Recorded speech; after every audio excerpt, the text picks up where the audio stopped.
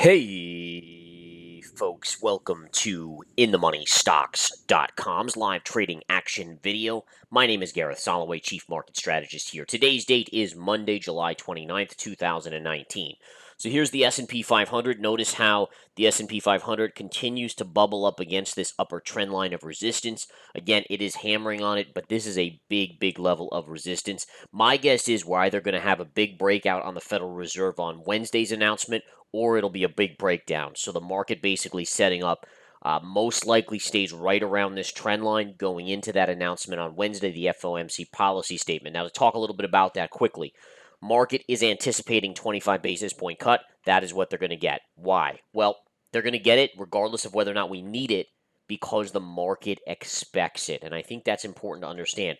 The Fed has now become kind of a softy, a rollover and die type organization where they're afraid to do anything that's going to roil the markets because the markets, if they tank, will cause a slowdown in the economy. So it's kind of like, chicken and the egg here. What caused the slowdown? Was it economic or was it the stock market? Was it, all this kind of stuff? But that's what you should expect from the Federal Reserve on Wednesday. Now, the bigger question is, does the Fed guide towards more cuts or do they kind of temper expectations? My guess is they temper expectations a little bit because the economic news lately has been very strong. So again, we'll get the non-farm payrolls on Friday, but for the most part, economic news has been very strong over the last couple weeks to even the last month. All right, so that's what's going on there. Markets obviously very light volume today.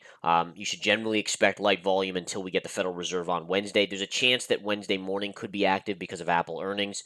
But again, Apple earnings pale in comparison right now to what the Fed means to this market.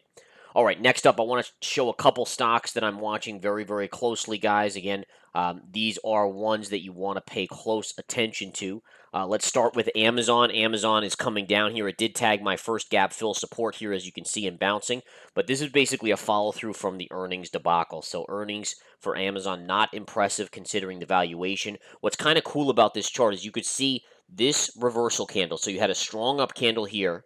Then you had a reversal engulfing, essentially almost engulfing candle, which is super bearish. The market then went sideways, bear flagging, broke down, and then look at the bear flag here going into earnings. So it was basically choreographing that it was going to go down, and sure enough, the dip did come in. Now, you did hit some support today. I believe you also hit the 50 moving average. I think you're due for a small pause for a couple days, but I still think there's more downside. There's other stocks that investors will be interested in that are putting up big numbers and big beats. Google, for instance, which is down a little bit today, but had that huge rally on Friday off of earnings. That one's been a big one. Another one that's getting left behind a little bit is Netflix. Netflix has had a bounce recently off of the earnings collapse, but those stocks that really did not perform are going to be under some pressure and any market pullback, even small pullback, just like today. I mean, S&P is basically down fractionally, down 37 cents, right? Qs are down a little bit more because of Amazon, but still not a big drop. But if you look at the stocks that missed earnings, they're the ones getting punished the most versus other stocks, okay? So keep that in mind. One stock I think that's worth potentially buying is TLRY. TLRY just getting back above 40. I did pick up some call options today, but you can see a lot of support right down here. I like this kind of digestion of the move. So you had a move here basically from $34, right? $34 to $50. Huge move, right? 34 to 50.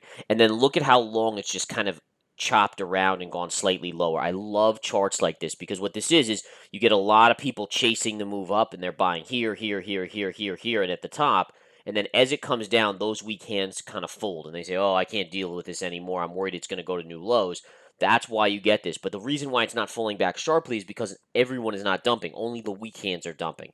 Smart money is not dumping here. So in general, I would think that Tilray probably has some good upside coming. So be aware of that. I wouldn't be surprised even to see it back to the 50-plus handle up here at the highs or maybe even higher.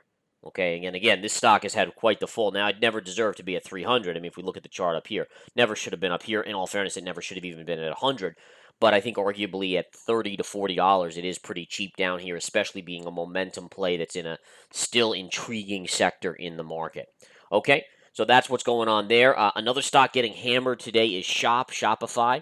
take a look at the drop today. A lot of these, like Crowd CRWD, taking a big fall along with a few others. But this sector is taking a big hit today. Beautiful drop. But look at how this trend line, all right, this is a trend line I highlighted to our members, and we're short this stock, by the way, up here. But look at how this trend line, look, all along here. Now, you briefly got above it, and then you consolidated into it and popped, but then you put in a topping tail. And look at the collapse. And ever since that collapse broke back below, we've gone up, but we've never exceeded this trend line. And that tells you that there's more selling to come. All right, if this somehow exceeded and took out and closed above the topping tail high at 340, then you could arguably say it's got more upside. But the technicals are always king, and they are telling us that there's more downside. And today we're seeing that.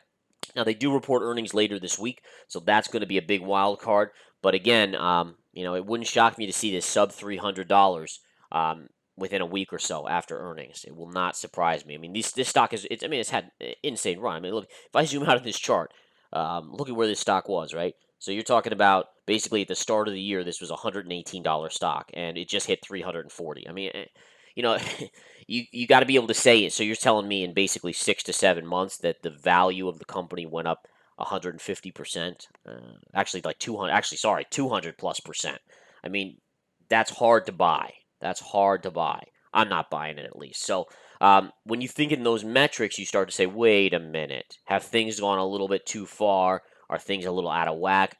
And will they come in today, tomorrow? Maybe not, but they'll come in at some point. There will be a kind of a reckoning day for certain stocks in this market that have gotten way out of their realm of valuing. And again, even in a pricey market, even in a pricey market, Shop in 6 months shouldn't value their company's value shouldn't have gone up 200 and change percent. You know what I'm saying? It just is not logical. And logic is something that oftentimes is missing from the market, from investors, because investors are emotional. But logic is something that you always should come back to as an investor, because it will kind of keep you sane from chasing stocks like Shop at the highs here when you start looking at it objectively. All right, so that's where we stand here. Some stocks making moves today. Mylan is going to combine their business with part of Pfizer's. That stock having a big bounce today. One stock getting sympathy that I actually like, I have a position in this, is Teva Pharmaceuticals down here. Way oversold, getting a nice 5%, 5.5% bounce. I think this heads back north of 10. I think 10 is going to be some resistance short term. I think eventually it has a chance to get back to this gap fill. But in the very least, it should get back above 10 in the not too distant future, as again, it is just way overdone here to the downside. All right, on that note, I'm going to bid you farewell. Don't forget to come join us at InTheMoneyStocks.com, where we've been doing this forever, literally. The business has been running since 2007 and giving members profitable trades for every single year that have been outperforming the best hedge funds out there. We outperform every single year. And we've been doing it. I mean, it's kind of like, there's always fly-by-night companies out there that pop up and they'll sell you a bill of goods and say, oh, we're the best. But honestly, it's history, track record, and that's where we stand. And we're proud of it, to be honest. We're very proud of being around the longest on the web, essentially, and just doing what we do every single day, every single week, every single month, every single year. So, again, you can see our track record going back years and years and see the outperformance, and we encourage you to come and take the 7-day free trial while we still offer it. I do want to mention that we're getting close to the launch of the new website. We will be doing away with the free trial because, honestly, we're kind of at a point in our careers where anyone who is a legit investor and willing to spend $100 to get thousands of dollars in profits, which is what we believe we can generate on a monthly basis, we want those people. We don't really want people that are just like, free trial, what the heck, I'll try it with my $1,000 account, Not to say anything about people with $1,000 accounts, but in all fairness, we do cater to a higher end investor clientele. I mean, that's just who we cater to. All right, come join us.